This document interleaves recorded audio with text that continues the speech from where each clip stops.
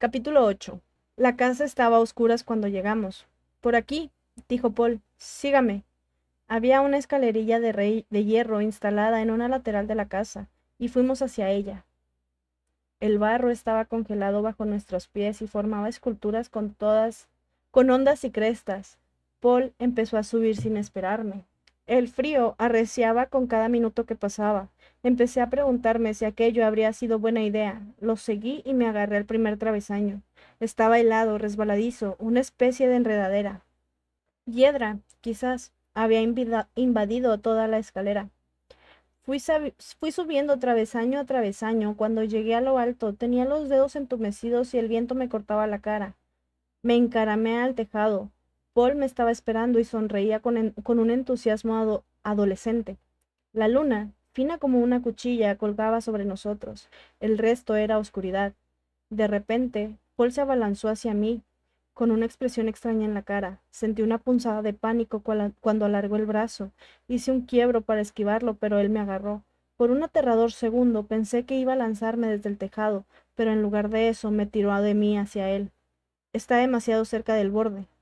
Quédese en el centro. Aquí es más seguro. Asentí con la cabeza mientras recuperaba el aliento. Aquello había sido una mala idea. No me sentía ni remotamente seguro cerca de Paul.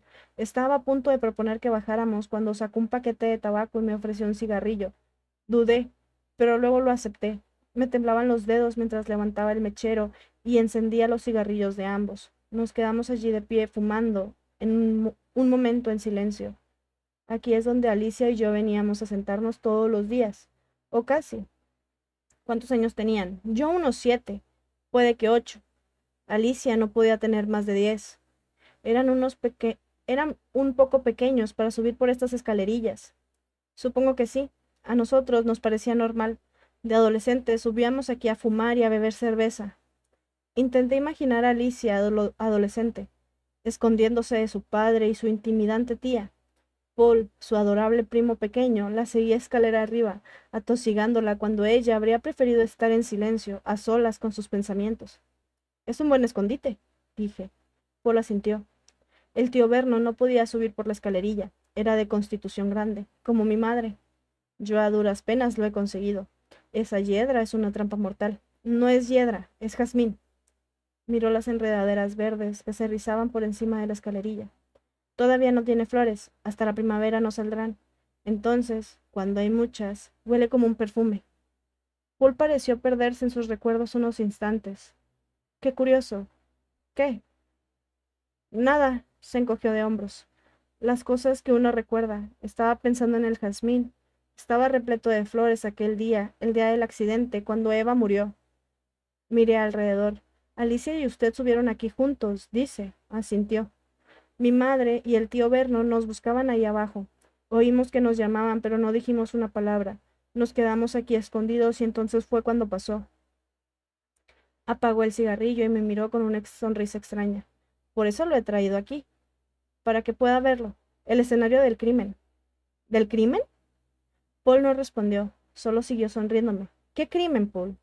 El crimen de Vernon. El tío Vernon no era un buen hombre, ¿sabe? No, ¿qué va? ¿Qué intenta decirme? Bueno, que fue entonces cuando lo hizo. ¿Cuándo hizo qué? Fue entonces cuando mató a Alicia. Me quedé mirándolo, incapaz de creer lo que acababa de oír. ¿Que mató a Alicia? ¿De qué está hablando? Paul señaló abajo al suelo. El tío Vernon estaba ahí con mi madre. Estaba borracho. Mi madre no hacía más que intentar que entrara en casa, pero él seguía ahí abajo, llamando a Alicia a gritos. Estaba muy enfadado con ella, estaba furioso.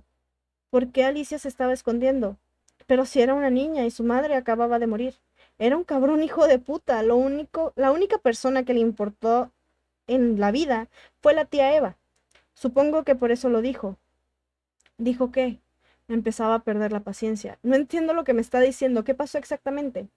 Vernon no hacía más que hablar de lo mucho que quería a Eva, que no podía vivir sin ella. Mi niña, repetía sin parar, mi pobre niña, mi Eva. ¿Por qué ha tenido que morir? ¿Por qué ha tenido que ser ella? ¿Por qué no ha muerto Alicia en vez de ella? Me quedé mirándolo un segundo, perplejo. No estaba seguro de haberlo entendido bien. ¿Por qué no ha muerto Alicia en vez de ella? Eso fue lo que dijo. ¿Y Alicia lo oyó? Sí.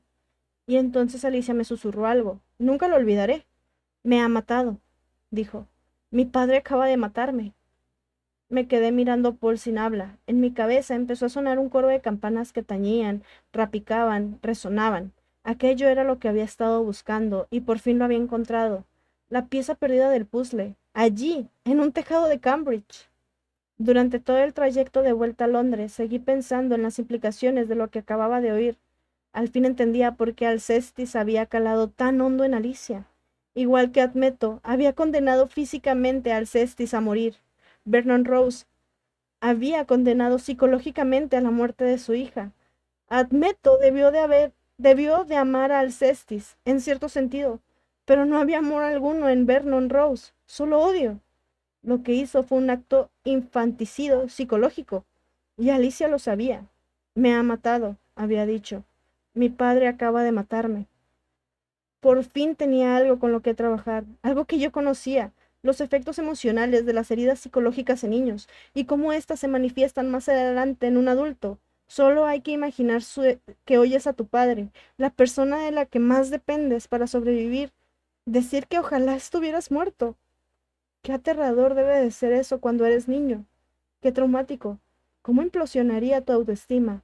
El dolor sería demasiado grande, demasiado inmenso para sentirlo. Así que te lo tragarías, lo reprimirías, lo enterrarías. Con el paso del tiempo perderías contacto con el origen del trauma, disociarías las raíces de su causa y lo olvidarías. Sin embargo, un día todo ese dolor y esa ira inflamarían como el fuego que sale del vientre de un dragón, y cogerías un arma. No volcarías esa ira sobre tu padre, que ya estaría muerto y olvidado y fuera de tu alcance, sino sobre tu marido, el hombre que ha ocupado ese lugar en tu vida, que te ha amado y ha compartido tu cama. Le pegaría 5 tiros en la cabeza, tal vez sin siquiera saber por qué. El tren atravesaba la noche a toda velocidad en dirección a Londres. Por fin, pensé, por fin sabía cómo llegar a ella. Ya podíamos empezar. Capítulo 9. Estaba sentado con Alicia sin decir nada. Iba mejorando con esos silencios. Ya se me daba mejor soportarlos, adaptarme a ellos y no desfallecer. Casi se había vuelto cómodo estar sentado en esta pequeña sala con ella, callados los dos. Alicia tenía las manos en el regazo, las apretaba y las aflojaba rítmicamente, como el latido de un corazón. Estaba sentada de cara a mí, pero no me miraba, sino que su mirada se perdía por entre los barrotes de la ventana. Había dejado de llover, y las nubes se abrieron un momento para dejar ver el cielo azul claro. Luego apareció otra nube y lo cubrió todo de gris. Entonces hablé. Me he enterado de una cosa, algo que me ha contado tu primo. Le dije con toda la delicadeza posible.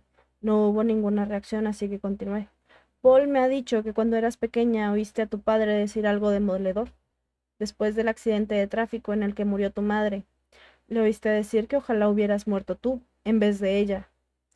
Estaba convencido de que habría una reacción física, una física refleja, una especie de acuse de recibo. Esperé, pero no se produjo ninguna. Me pregunto cómo te sientes al saber que Paul me lo ha contado. Tal vez creas que ha traicionado tu confianza, pero a mí me parece que lo ha hecho pensando en tu bien. Al fin y al cabo estás a mi cuidado.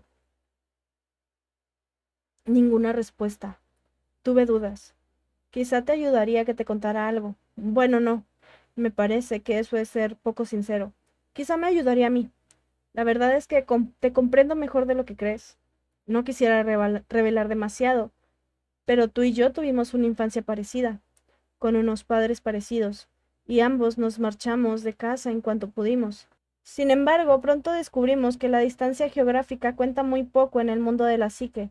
No es tan sencillo dejar atrás según qué cosas. Sé lo mucho que te marcó la infancia. Es importante que entiendas lo grave que es eso. Lo que dijo tu padre equivale a un asesinato psicológico. Te mató. Esta vez sí hubo una reacción. Levantó la mirada con brusquedad y la clavó en mí. Sus ojos parecían arder y atravesarme. Si las miradas matasen, habría caído fulminado. Yo le sostuve esa mirada asesina sin pestañear. Alicia, esta es nuestra última oportunidad. Ahora mismo estoy aquí sentado sin el permiso del profesor Diomedes, que no sabe nada. Si sigo saltándome las normas así por ti, me despedirán. Por eso, esta será la última vez que me veas. ¿Lo entiendes? Lo dije sin ninguna expectativa, sin emoción, vacío de esperanza y de sentimiento. Estaba harto de darme cabezazos contra una pared. Ya no esperaba ninguna clase de respuesta y entonces, al principio creí que lo había imaginado. Pensé que había voces. Me quedé mirándola sin aliento. Sentí que el corazón estaba a punto de estallarme en el pecho. Tenía la boca seca cuando hablé. ¿Acabas de decir algo? Otro silencio. Debía de haberme equivocado. Seguro que lo había imaginado, pero entonces sucedió otra vez. Los labios de Alicia se movieron, lenta y dolorosamente. Su voz se quebró un poco al salir, como una verja chirriante que necesitaba que la engrasen. ¿Qué? Susurró. Luego se detuvo. Y de nuevo. ¿Qué? ¿Qué? Por un momento solo nos miramos. Mis ojos se llenaron de lágrimas, despacio, lágrimas de incredulidad, de emoción y de gratitud. ¿Qué quiero? Quiero que sigas hablando. Habla conmigo, Alicia. Ella siguió mirándome. Estaba sopesando algo. Tomó una decisión. Asintió con lentitud. Vale, dijo. Capítulo 10. ¿Ha dicho qué? El profesor Diomedes se quedó mirándome con una expresión entre asombrada y atónita. Estábamos fuera, fumando. Advertí su agitación cuando el cigarrillo se le cayó al suelo y no se percató. ¿Ha hablado? Alicia, ha hablado de verdad. Sí. Increíble. O sea que tenías razón. Tú tenías razón y yo me equivocaba. En absoluto. Hice mal en verla sin su permiso, profesor. Lo siento, es solo que mi instinto. Dios me desagitó la mano para zanjar mi disculpa y terminó la frase por mí. Seguiste tu instinto. Yo habría actuado igual. Teo, bien hecho. Sin embargo, me resistí a celebrar nada aún. No cantemos victoria todavía. Es un progreso, sí, pero no hay garantías. Puede que dé marcha atrás o que sufra una regresión en cualquier momento. Yo me desasintió. Tienes razón. Debemos organizar una revisión formal y entrevistar a Alicia cuanto antes. Presentarla ante una comisión, tú, yo y alguien de la fundación. Julián puede valer, es bastante inofensivo, corre demasiado. No me está escuchando, es demasiado pronto para eso, se asustaría. Debemos ir despacio. Bueno, es importante que la fundación sepa. No, todavía no. Puede que haya sido algo puntual. Esperemos no hagamos ningún anuncio. Todavía no. El profesor asintió con la cabeza mientras lo asimilaba todo. Alargó una mano hasta mi hombro y la aferró. Bien hecho. Estoy orgulloso de ti. Yo también sentí una chispa de orgullo. Un hijo felicitado por su padre. Era consciente de mi deseo de complacer a Diomedes, de justificar la fe que tenía en mí y hacer que se enorgulleciera. Me emocioné un poco y encendí otro cigarrillo para disimularlo. ¿Y ahora qué? Ahora sigue trabajando con Alicia. Y si se entera Stephanie, olvídate de Stephanie, déjamela a mí. Tú céntrate en Alicia. Y así lo hice. Durante nuestra siguiente sesión, Alicia y yo hablamos sin parar. O mejor dicho, Alicia habló y yo escuché. Oírla era una experiencia extraña y hasta cierto punto desconcertante, después de tanto silencio. Al principio hablaba con vacilación, como si no se atreviera, como intentando caminar con unas piernas que no había usado en mucho tiempo. Pronto encontró dónde hacer pie y recuperó tanta velocidad y agilidad que correteaba por las frases como si nunca hubiese estado callada. En cierto sentido, nunca lo había estado. Al terminar la sesión fui a mi despacho y me senté en el escritorio para transcribir lo que habíamos hablado, mientras todavía lo tenía fresco. Lo puse todo por escrito, palabra por palabra, registrándolo con la mayor precisión y exactitud posibles. Como pronto verás, es una historia increíble. De eso no cabe duda. Que lo creas o no es cosa tuya. Capítulo 11. Alicia estaba sentada en una silla frente a mí en la sala de terapia. Antes de empezar, tengo algunas preguntas que hacerte, unos puntos que quisiera aclarar. No hubo respuesta. Alicia me miraba con esos ojos suyos tan inescrutables. Me gustaría entender en concreto tu silencio. Quiero saber por qué te negabas a hablar. La pregunta pareció decepcionarla. Volvió la cabeza y miró por la ventana. Estuvimos sentados así, en silencio, más o menos un minuto. Intenté contener el suspense que sentía. ¿Había sido aquel avance solo algo temporal? ¿Volvíamos a estar ya igual que antes? No podía permitir que eso sucediera. Alicia, sé que es difícil, pero en cuanto empieces a hablar conmigo, te resultará más sencillo, te lo prometo. Ninguna reacción. Inténtalo, por favor. No te rindas ahora que has progresado tanto. Sigue, cuéntame. Dime por qué no hablabas. Alicia se volvió de nuevo y me fulminó con una mirada gélida. Habló con voz grave. Nada, nada que decir. No estoy seguro de creerte. Me parece que había mucho que decir. Una pausa, un gesto de indiferencia. Puede, puede que sí. Continúa. Dudó un momento. Al principio, cuando Gabriel, cuando, cuando murió, no podía. Lo intenté, pero no podía hablar. Abría la boca, pero no salía ningún sonido, como en un sueño. Cuando intentas gritar, pero no puedes. Estabas conmocionada, pero a lo largo de los días siguientes debiste de encontrar de nuevo tu voz, ¿no? A esas alturas ya parecía inútil. Era tarde, tarde, tarde para hablar en tu defensa. Alicia me sostuvo la mirada con una sonrisa críptica en los labios. No dijo nada. Cuéntame por qué has vuelto a hablar. Sabes la respuesta. ¿Ah, sí? ¿Por ti? ¿Por mí? La miré con sorpresa. ¿Porque viniste aquí? ¿Y eso cambió algo? Lo cambió todo. Cambió todo. Bajó la voz y me miró fijamente sin pestañear. Quiero que entiendas lo que me pasó, cómo me sentí. Es importante que entiendas. Quiero entender. Por eso me diste el diario, ¿verdad? Porque querías que lo entendiera. Yo creo que las personas que más te importaban no creyeron tu historia sobre ese hombre. Tal vez te estés preguntando si yo te creo. ¿Me crees? No fue una pregunta, sino la simple afirmación de un hecho. Asentí. Sí, te creo. Bueno, ¿por qué no empezamos por ahí? La última entrada que escribiste en el diario describía cómo el hombre entró en la casa. ¿Qué ocurrió después? Nada. Nada. Negó con la cabeza. No era él. ¿No era él? ¿Y quién era? Jean Félix había ido para hablar de la exposición. A juzgar por tu diario, no parece que estuvieras en un estado mental adecuado para recibir ninguna visita. Alicia respondió a eso encogiéndose de hombros. ¿Se quedó mucho rato? No. Le pedí que se fuera. Él no quería, estaba enfadado. Me gritó un poco, pero al cabo de un rato se marchó. ¿Y entonces qué ocurrió después de que Jean Félix se marchara? Alicia sacudió la cabeza. No quiero hablar de eso. ¿No? Todavía no. Sus ojos se asomaron un momento a los míos, después se desviaron raudos hacia la ventana y examinaron el cielo que oscurecía al otro lado de los barrotes. Casi hubo algo de coquetería en su forma de ladear la cabeza, el esbozo de una sonrisa que empezaba a formarse en la comisura de sus labios. Está disfrutando, pensé. Le gusta tenerme en su poder.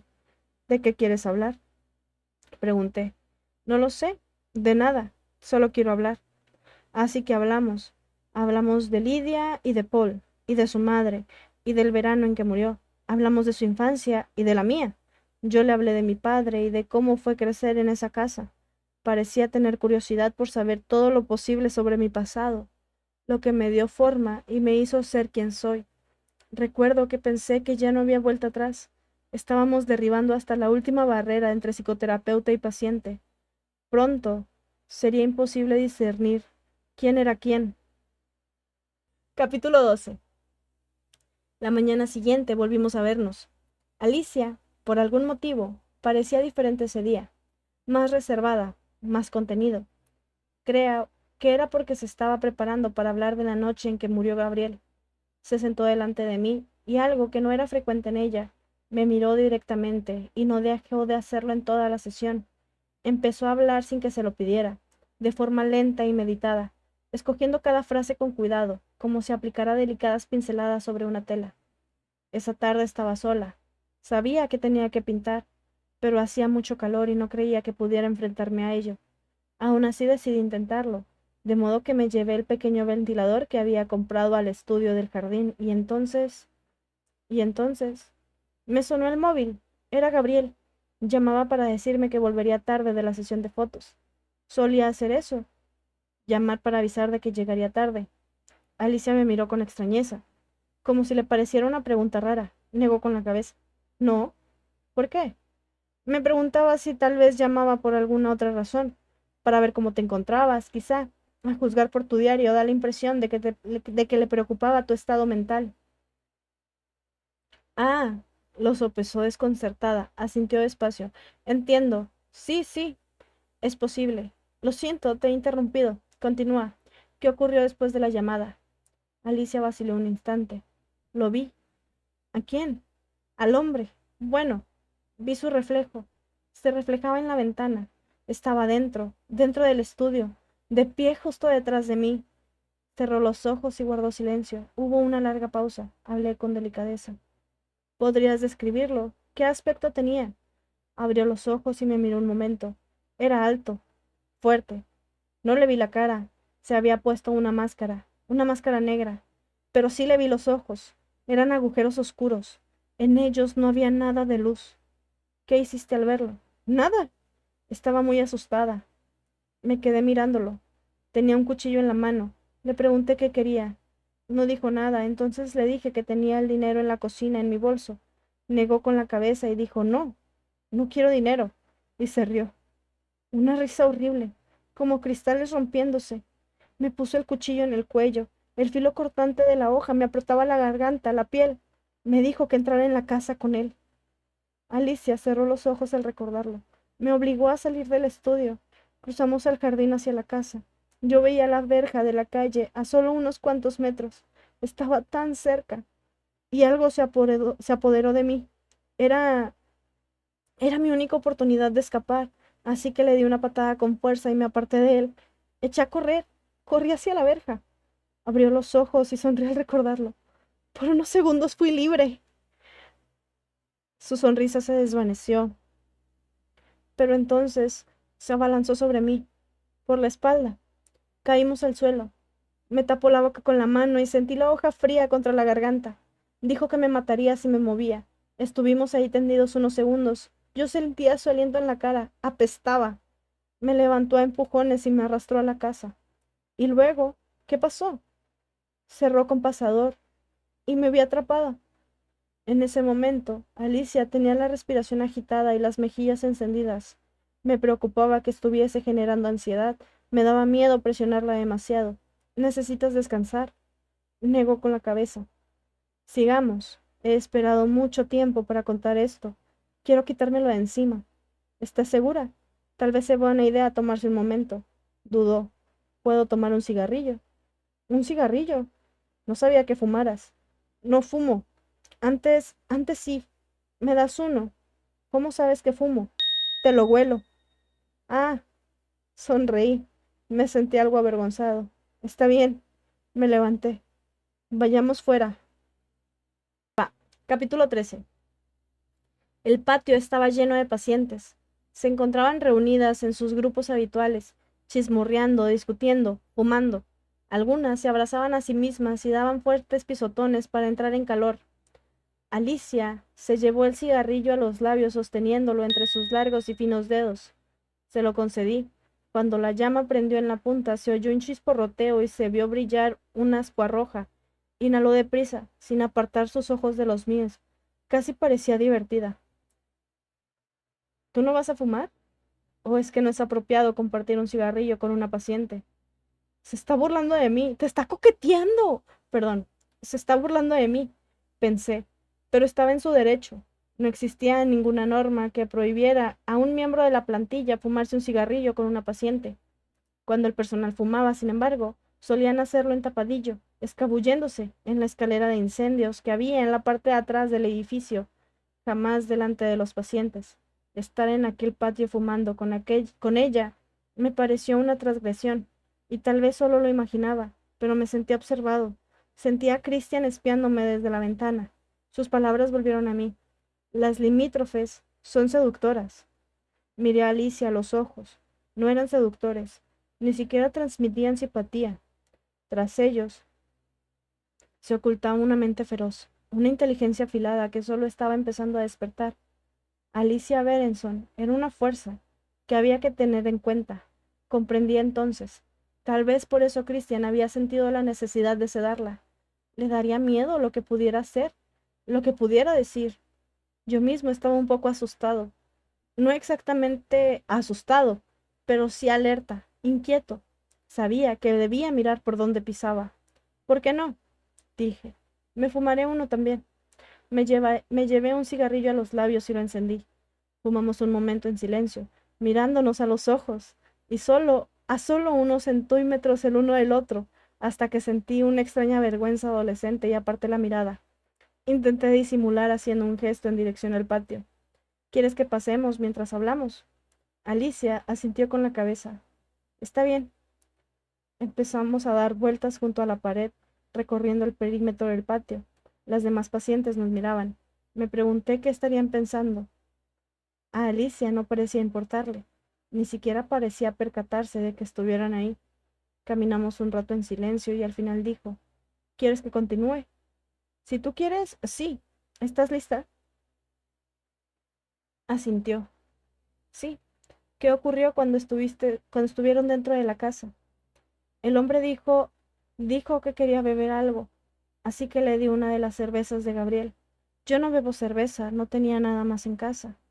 ¿Y entonces? ¿Habló? ¿Sobre qué? No lo recuerdo. ¿No? No. Cayó en un silencio. Esperé todo lo que fui capaz de soportar antes de insistirle.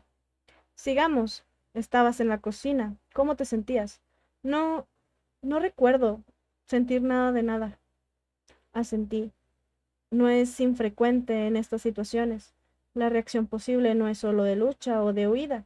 Existe una tercera reacción, igualmente común cuando nos vemos atacados. Nos quedamos paralizados. No estaba paralizada. ¿No? No. Me miró con fiereza. Me estaba preparando.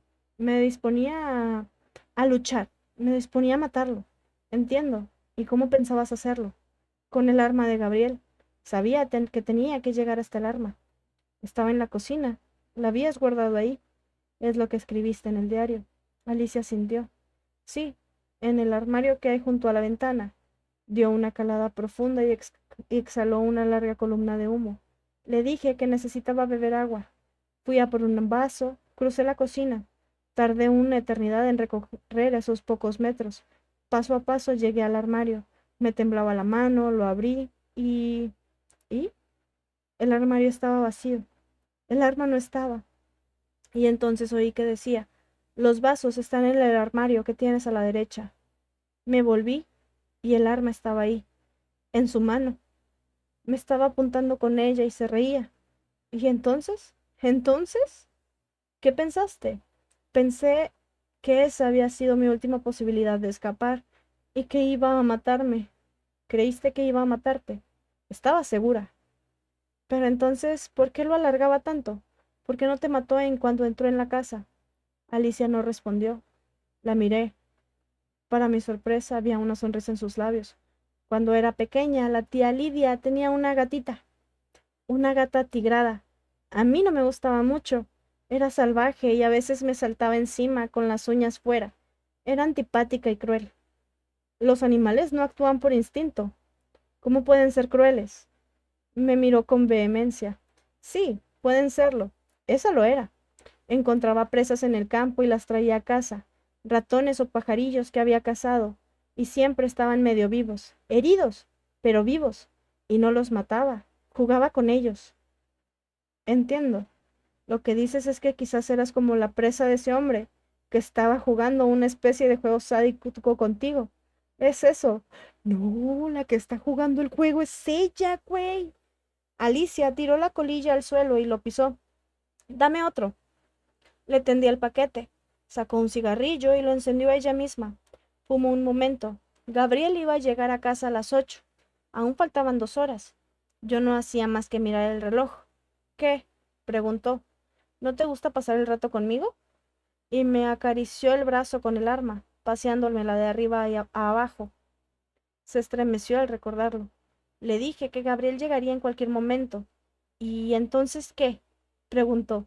¿Te rescatará? ¿Y qué le dijiste? No dije nada, solo seguí mirando el reloj, y entonces me sonó el móvil. Era Gabriel. Él me dijo que contestara. Me encañonó la cabeza con el arma. ¿Y? ¿Qué dijo Gabriel? Dijo... Dijo que la sesión se estaba convirtiendo en una pesadilla, que no lo esperara y cenase sin él. No volvería hasta las 10, como pronto. Colgué. Mi marido está en camino, dije.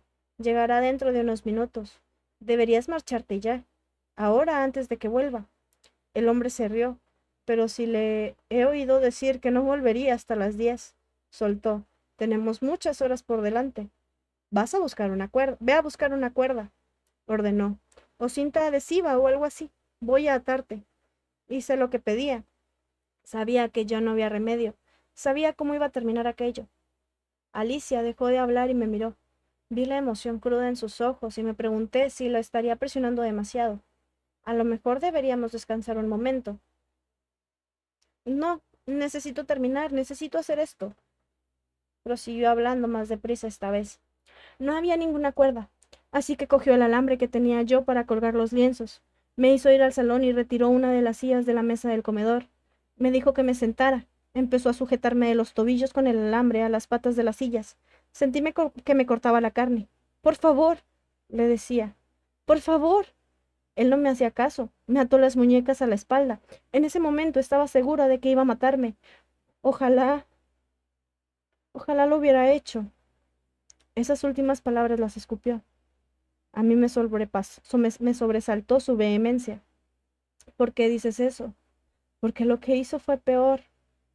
Por un instante pensé que Alicia iba a echarse a llorar. Repre- Reprimí el deseo repentino de abrazarla, de tomarla entre mis brazos, darle un beso, tranquilizarla, prometerle que estaba a salvo. Me contuve. Apagué el cigarrillo en la pared de ladrillo rojo. Noto que necesitas que alguien te cuide. Me he dado cuenta de que quiero cuidar de ti, Alicia. No, negó con la cabeza. No es eso lo que quiero de ti. ¿Y qué quieres? No respondió. Se giró y entró en el edificio. Capítulo 14. Encendí la luz de la sala de terapia y cerré la puerta. Cuando me volví, Alicia ya estaba sentada, pero no en su silla. Estaba sentada en la mía.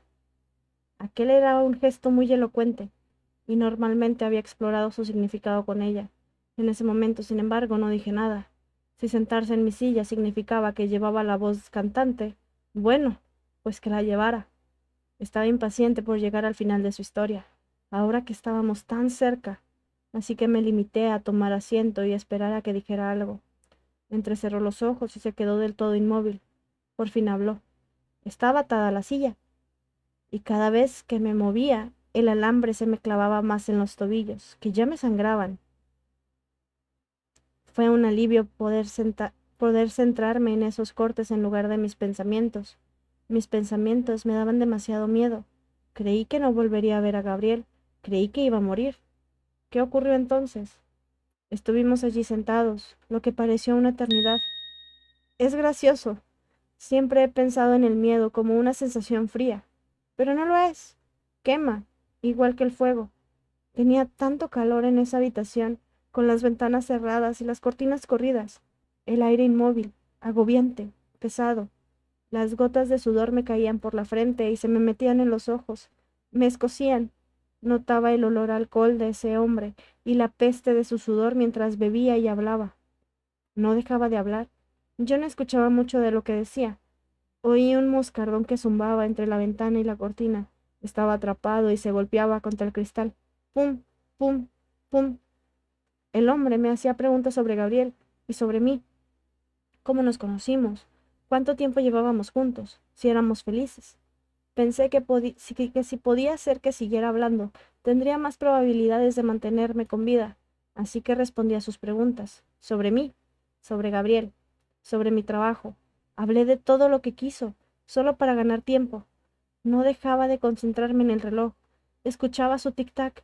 Y entonces, de pronto, dieron las 10 y luego las 10:30. Y Gabriel seguía sin aparecer. Llega tarde, dijo. A lo mejor no viene. Vendrá, dije yo. Bueno, qué suerte que esté yo aquí para hacerte compañía. Y entonces el reloj dio las 11, y oí un coche afuera. El hombre fue a la ventana y miró por ella.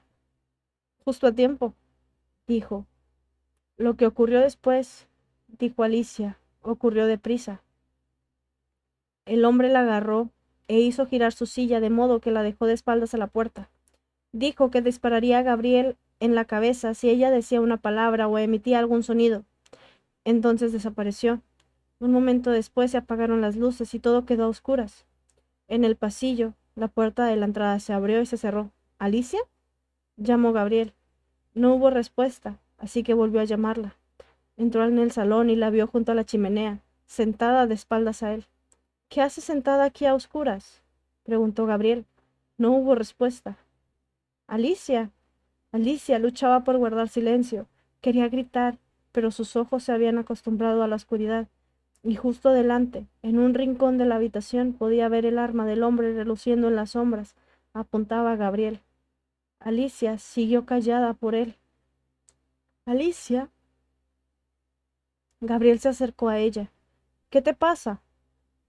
Justo cuando Gabriel alargó la mano para tocarla, el hombre se abalanzó sobre él desde la oscuridad. Alicia gritó, pero ya era demasiado tarde. Gabriel cayó al suelo. El hombre estaba encima de él.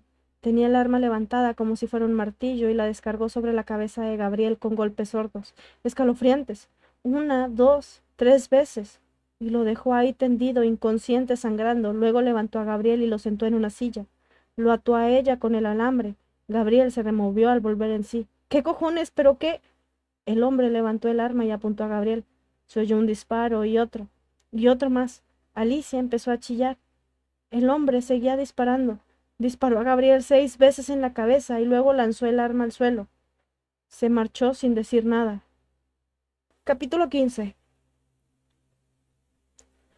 Así que ya ves, Alicia Berenson no mató a su marido. Un intruso sin rostro se coló en su casa y en un acto de maldad sin motivo aparente mató a Gabriel a tiros antes de desaparecer en la noche. Alicia era del todo inocente. Eso sí creía su explicación. Yo no le creí ninguna palabra. Aparte de sus contradicciones e inexactitudes más evidentes, como el hecho de que Gabriel no le dispararon 6 veces, sino solo 5. Una de las balas impactó contra el techo.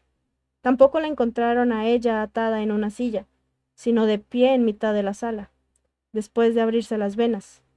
Alicia no dijo nada de que el hombre la desatara, como tampoco explicó por qué no le había contado a la policía esa versión de los hechos desde el principio. No, sabía que estaba mintiendo, y me molestaba que me hubiera mentido. Mal y en vano. A la cara. Por un segundo me pregunté si me estará poniendo a prueba, para ver si aceptaba o no su historia. En tal caso estaba decidido a no desvelar nada. Me quedé sentado en silencio. Para variar, ella habló primero. Estoy cansada. Quiero parar. Asentí con la cabeza. No podía negarme. ¿Por qué no seguimos mañana? ¿Hay algo más que decir? Sí. Una última cosa. Muy bien. Mañana. Yuri esperaba en el pasillo. Escoltó a Alicia a su cuarto y yo subí a mi despacho.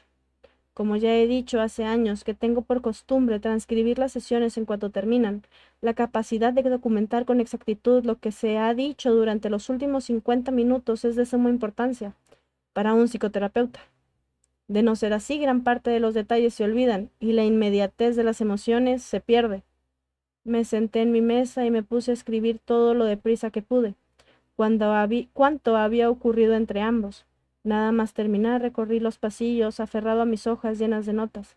Llamé a la puerta de Diomedes. No hubo respuesta, así que volví a llamar. Nada. Abrí la puerta.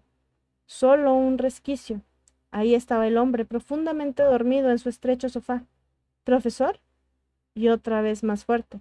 Profesor Diomedes. Despertó sobresaltado y se incorporó enseguida. Me miró parpadeando. ¿Qué pasa? ¿Qué ha ocurrido? Tengo que hablar con usted. ¿Prefiere que vuelva más tarde?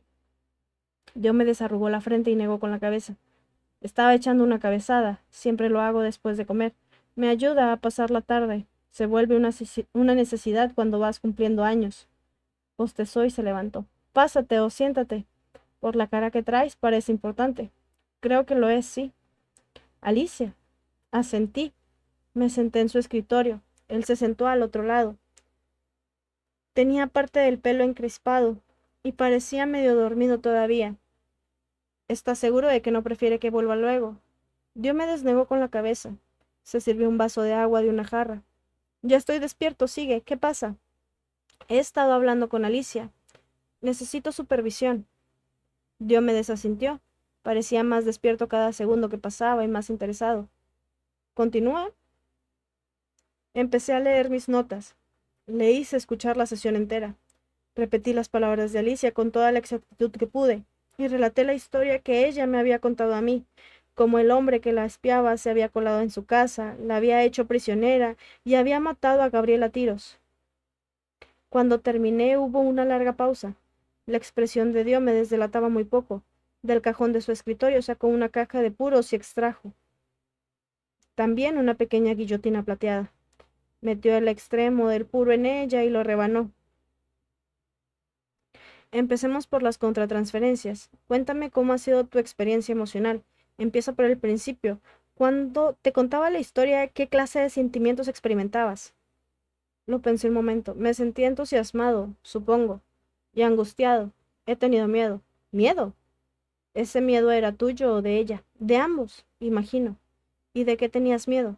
No estoy seguro. De fracasar, quizá. Me juego mucho con esto, como sabe. Diomedes asintió. ¿Qué más? También frustración. Durante nuestras sesiones. Muchas veces me siento frustrado. ¿Y enfadado? Sí, supongo que sí. ¿Te sientes como un padre frustrado tratando con un hijo difícil? Sí, quiero ayudarla, pero no sé si quiere que la ayuden. El profesor asintió. No dejes de lado esa sensación de enfado. Háblame más de ella, cómo se manifiesta. Dudé. Bueno, a menudo salgo de las sesiones con un dolor de cabeza insoportable. Diomedes asintió de nuevo. Sí, exacto. De una forma u otra tiene que salir. Un aprendiz que no se pone nervioso enfermará. ¿Quién dijo eso? No lo sé, me encogí de hombros. Pero yo estoy enfermo y nervioso a la vez. Diomedes sonrió. También hace tiempo que has dejado de ser un aprendiz, aunque esos sentimientos nunca desaparecen del todo. Levantó el puro. Vamos fuera a fumar. Salimos a la escalera de incendios. Diomedes se detuvo un momento a dar unas caladas al puro mientras sopesaba lo sucedido.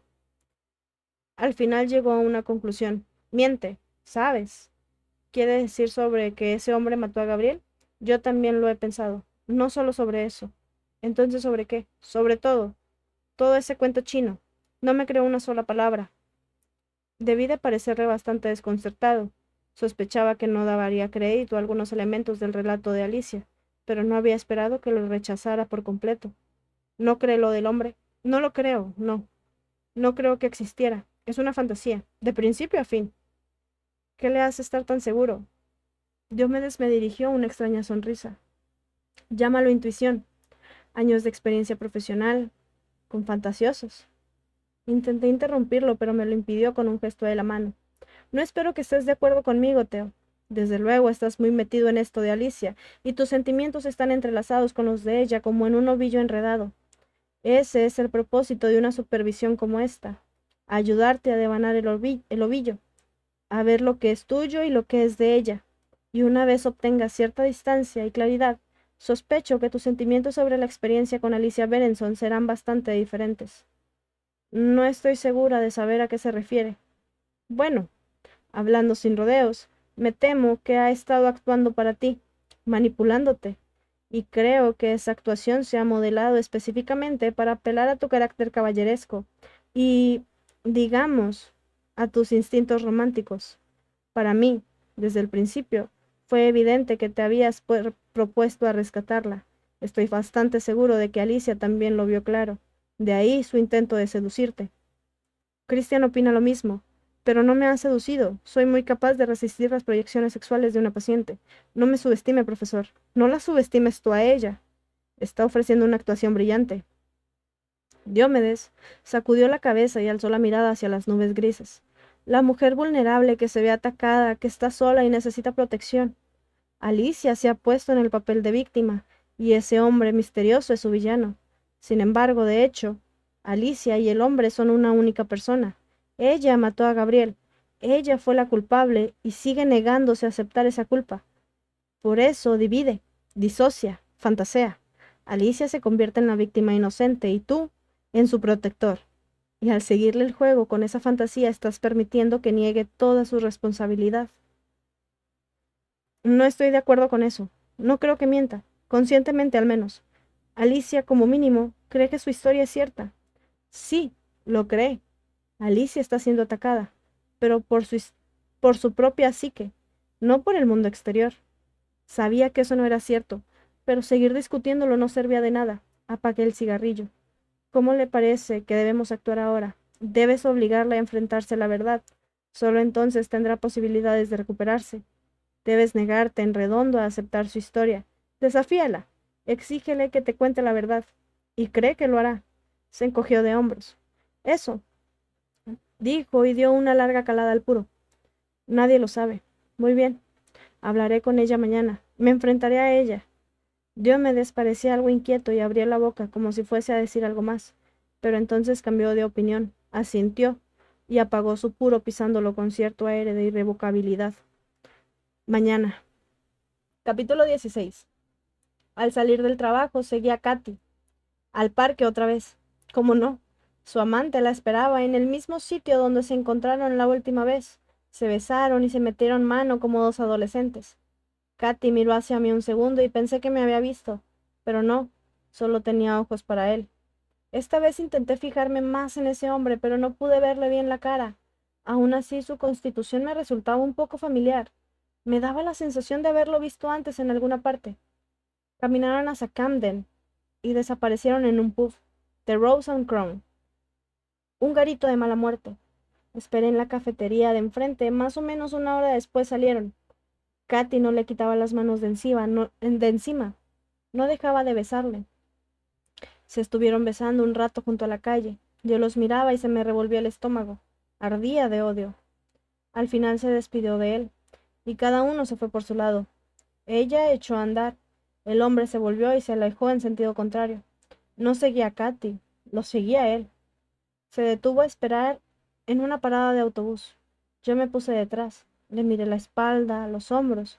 Me imaginaba lanzándome sobre él, empujándolo bajo el autobús cuando llegara, pero no lo hice. Subió al autobús y yo también. Supuso que iría directo a su casa, pero no fue así. Cambió de autobús un par de veces. Yo lo seguí a cierta distancia. Primero fue al East End, donde desapareció en un almacén durante media hora. Luego otro trayecto en otro autobús. Hizo un par de llamadas telefónicas. Hablaba en voz baja y se reía entre dientes a menudo. Me pregunté si estaría hablando con Katy.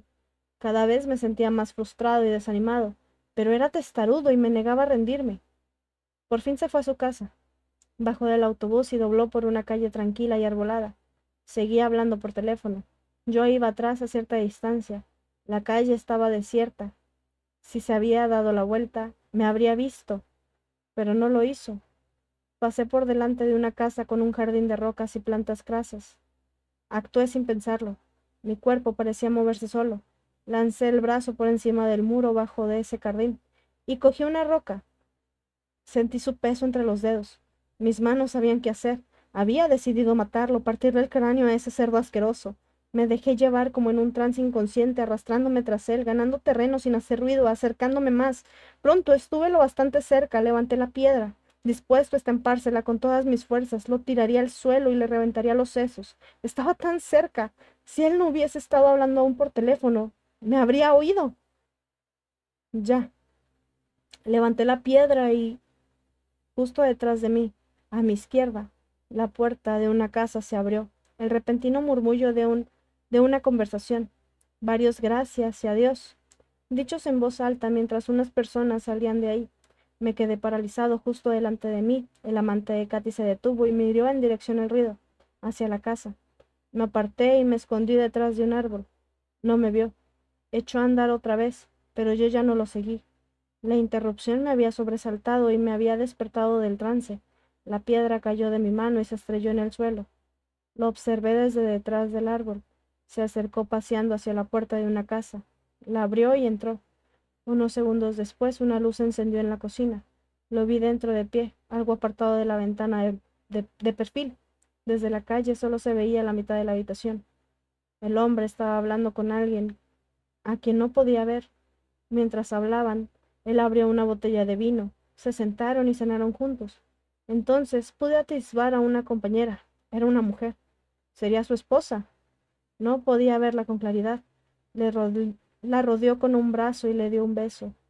O sea que yo no era el único traicionado. Ese hombre había vuelto a su casa después de besar a mi mujer como si no hubiera pasado nada. Cenaba con esa otra que había cocinado para él. Sabía que no podía dejarlo ahí. Tenía que hacer algo, pero ¿qué? A pesar de mis mejores fantasías homicidas, yo no era un asesino. No podía matarlo. Tendría que pensar en algo más inteligente. Capítulo 17. Me propuse hablar seriamente con Alicia a primera hora de la mañana. Pretendía hacerle admitir que me había mentido sobre ese hombre, que había matado a Gabriel, y así forzarla a enfrentarse a la verdad. Por desgracia, no tuve ocasión. Yuri me esperaba en recepción. Teo, tengo que hablar contigo. ¿Qué pasa? Lo miré con detenimiento. Su rostro parecía haber envejecido de la noche a la mañana. Estaba consumido, pálido, exangüe. Algo malo había ocurrido. Ha habido un accidente. Alicia se ha tomado una sobredosis. ¿Qué ha? Yuri sacudió con la cabeza. Sigue viva, pero gracias a Dios. Pero está en coma. No pinta bien. ¿Dónde está? Me llevó por una serie de pasillos cerrados con llave hasta la unidad de cuidados intensivos. Alicia estaba en una habitación individual. La habían conectado a una máquina de electrocardiograma y un respirador. Tenía los ojos cerrados. Christian estaba allí con una doctora. Estaba lívido, lo cual contestaba con la doctora de urgencias. Muy bronceada. Era evidente que acababa de regresar de unas vacaciones. Aún así no parecía descansada, sino exhausta. ¿Cómo está Alicia? Pregunté. La doctora negó con la cabeza. Nada bien. Le hemos inducido un coma. Le ha fallado el sistema respiratorio. ¿Qué se ha tomado? Alguna clase de opioide. Hidrocodona, probablemente. Yuri asintió. Había un frasco de pastillas vacío en una mesa de su habitación. ¿Quién la ha encontrado? Yo, dijo Yuri. Estaba en el suelo al lado de la cama. Parecía que no respiraba. Al principio he pensado que estaba muerta. ¿Alguna idea de dónde consiguió esas pastillas? Yuri miró a Christian, quien se encogió de hombros. Todos sabemos que en las unidades hay mucho tráfico. Elif trapichea con pastillas, dije. Christian asintió. Sí, yo también lo creo. Entonces entró Indira. Parecía al borde de las lágrimas. Se acercó a Alicia y lo observó un momento. Esto va a tener un efecto terrible en los demás. Cuando pasa algo así, siempre hace retroceder meses a las otras pacientes. Se sentó, alargó una mano hacia Alicia y se la acarició. Yo veía el respirador subir y bajar. Se hizo un momento de silencio. Ha sido culpa mía, dije. Indira sacudió la cabeza. Tú no tienes la culpa, Teo. Tendría que haberme ocupado mejor de ella. Lo hiciste lo mejor posible. La ayudaste, que es más de lo que había hecho nadie. ¿Alguien se lo ha dicho ya a Diomedes? Cristian negó con la cabeza. No hemos podido localizarlo todavía. Han intentado llamar a su teléfono y a su número de casa. Lo he probado varias veces. Pero yo he visto al profesor Diomedes antes, dijo Yuri frunciendo el ceño. Estaba aquí. ¿Ah, sí? Sí, lo he visto esta mañana, temprano. Estaba en el otro extremo del pasillo y parecía tener prisa. Al menos creo que era él. Qué raro. Bueno, debe de haberse ido a casa. Vuelve a intentarlo. ¿Quieres? Yuri asintió. De algún modo era como si estuviera muy lejos de allí, aturdido, perdido. Aquello parecía haberle afectado mucho. Me dio lástima. A Christian le sonó el busca y se sobresaltó. Acto seguido salió de la habitación junto con Yuri y la doctora. Indira dudó un momento y luego habló en voz baja. ¿Quieres estar un rato a solas con Alicia? Asentí. Todavía no me atreví a hablar. Indira se levantó y me apretó el hombro un segundo, después salió. Alicia y yo nos quedamos solos. Me senté junto a la cama. Alargué la mano y le toqué el brazo. Tenía un catéter insertado en el dorso de la mano. Se la levanté con cuidado, le acaricié la palma y el interior de la muñeca. Le pasé un dedo por el pulso y sentí las venas bajo su piel, también las cicatrices gruesas y abultadas de sus intentos de suicidio. De modo que ya estaba. Así era como acabaría todo. Alicia volvía a estar callada y esta vez su silencio duraría para siempre. Me pregunté qué diría Diomedes. Podía imaginar lo que le contaría a Christian, que encontraría la forma de culparme a mí como fuera. Diría que las emociones que había removido con la terapia habían sido demasiado para Alicia y que por eso había recurrido a la hidrocodona, en un intento de automedicarse y calmarse. Puede que la sobredosis fuera accidental. Oía decir ya a Diomedes, pero el comportamiento se había sido suicida, y ahí acabaría el asunto. Solo que el asunto no acababa ahí.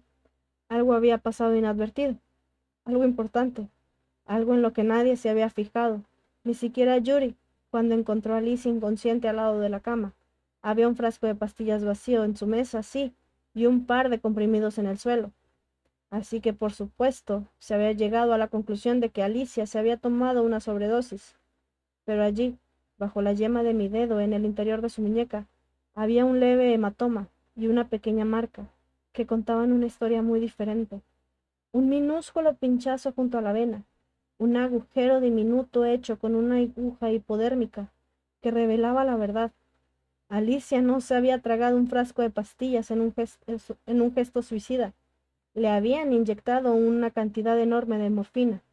No había sido una sobredosis. Había sido un intento de asesinato. Capítulo 18. Diomedes apareció media hora después. Había estado en una reunión con la fundación, dijo, y luego se había quedado atrapado en el metro, retenido por un fallo en las señales. Pidió a Yuri que fuera a buscarme. Yuri me encontró en mi despacho. El profesor Diomedes ha llegado ya. Está con Stephanie, te esperan. Gracias. Enseguida voy. Me dirigí al despacho del profesor esperando lo peor. Necesitarían un chivo expiatorio para cargar con la culpa. Ya lo había visto antes. En Broadmoor, en casos de suicidio, se responsabilizaba al miembro del personal más cercano a la víctima, fuese psicoterapeuta, médico o enfermero. No me cabía la menor duda de que Stephanie pediría mi cabeza a gritos. Llamé a la puerta y entré. Stephanie y Diomedes estaban de pie al lado y lado del escritorio. A juzgar por su silencio tenso, acababa de interrumpir una discusión. El profesor fue el primero en hablar. Se veía que estaba agitado. Sus manos gesticulaban sin parar. Eso es un asunto terrible, terrible. Es evidente que no podría haber ocurrido en un peor momento. Le da a la fundación la excusa perfecta para cerrar el centro. No creo que la fundación sea nuestra preocupación más inmediata, ni mucho menos, dijo Stephanie. Lo primero es la seguridad de los pacientes. Tenemos que descubrir qué ha pasado exactamente. Se volvió hacia mí. Indira ha mencionado que sospecha usted que Elif trafica con drogas. Es así como Alicia consiguió la hidrocodona. Vacilé. Bueno, no tengo pruebas. Es algo que he oído comentar a un par de enfermeros, pero en realidad hay otra cosa que creo que deberían saber. Stephanie me interrumpió sacudiendo la cabeza. Sabemos lo que ocurrió. No fue Elif, ¿no? Resulta que Christian pasó por el puesto de enfermería y vio que alguien se había dejado el armario de la medicación abierto, de par en par cuando allí no había nadie. Yuri se había dejado la puerta abierta. Cualquiera pudo entrar y servirse a sus anchas. Christian también vio a Alicia merodeando por un rincón. Lo extraño, le extrañó encontrarla allí, a esas horas. Ahora, por supuesto, ya tiene sentido. Qué oportuno que Christian estuviera allí para ver todo eso. Mi voz sonó con un deje sarcástico que Stephanie decidió pasar por alto. Christian no es la única persona que se ha fijado en la dejadez de Yuri. Yo misma he pensado a menudo que se muestra demasiado relajado en cuestiones de seguridad.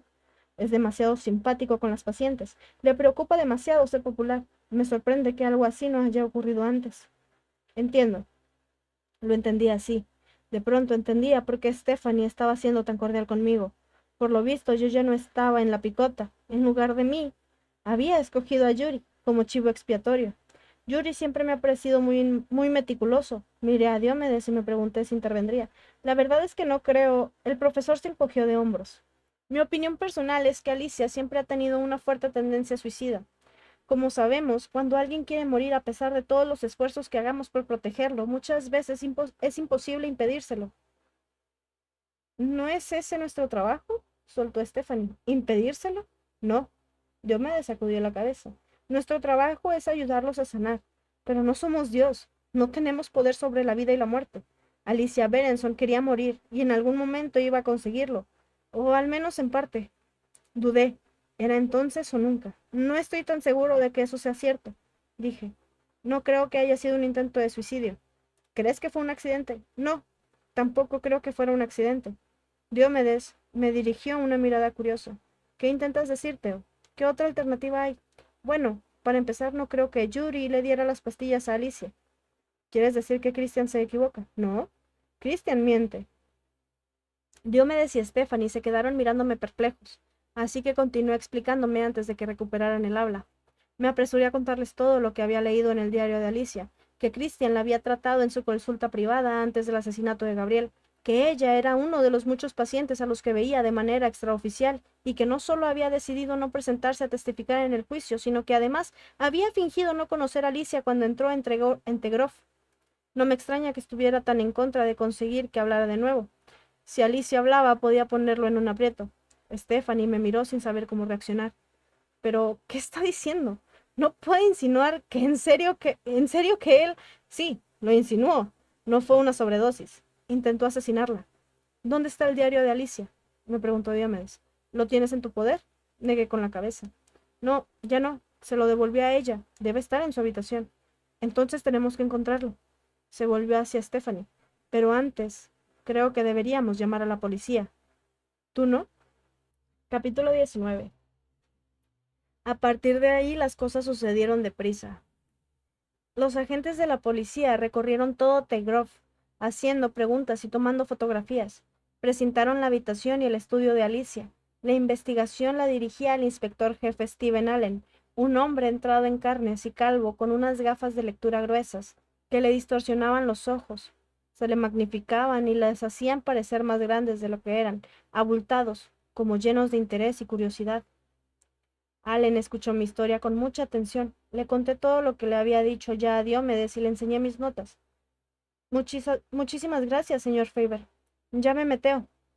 Me gustaría que hiciera una declaración oficial, por favor.